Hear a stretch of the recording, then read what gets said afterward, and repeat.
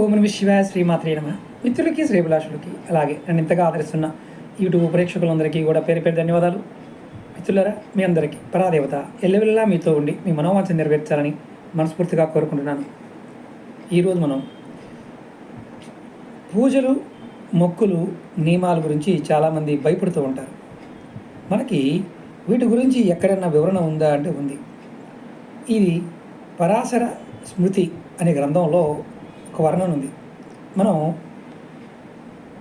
నిత్య నియమాలు అంటే ఇంట్లో ఒక నియమంగా పూజలు చేస్తున్నప్పుడు, అలాగే మొక్కులు మొక్కుకున్నప్పుడు వాటిని నియమబద్ధంగా చేయాలి. అయితే ఒక్కొక్కసారి ఏదో ఒక మనకు సంబంధించిన విషయాలు అడ్డొస్తాయి.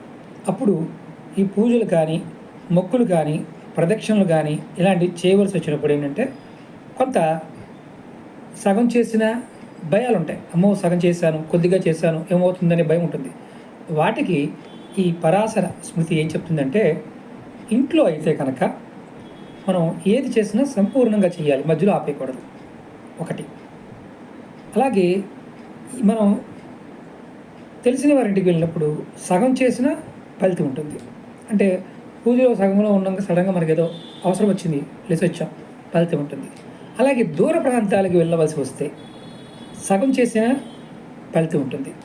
అలాగే అంటే మనకి క్షేత్రాలకు వెళ్తాం కదా, మనకి తిరుమల, శ్రీశైలము, అహోబిలము ఇలా క్షేత్రాలకు వెళ్ళినప్పుడు అక్కడ దర్శనాలకు వెళ్తాం కదా, అక్కడ మనం కొన్ని నియమాలు అంటే కొంతమంది స్నానం సరిగ్గా చేయలేకపోవడం, ఆకలికి ఉండలేకపోవడం, లేదంటే మనం తొందరగా దర్శనం చేసుకోవడం, ఇలాంటి చేసినప్పటికీ కూడా అంటే కొన్ని నియమాలు పాటించకుండా ఉన్నప్పటికీ కూడా దోషం ఉండదు అనేది మనకు శాస్త్రం చెప్తున్న మాట. అంటే నేనేం చెప్తున్నానంటే, మీరు తప్పులు చేశారని భయపడమాకండి, ఖచ్చితంగా దానిలో ఫలితం ఉంటుంది.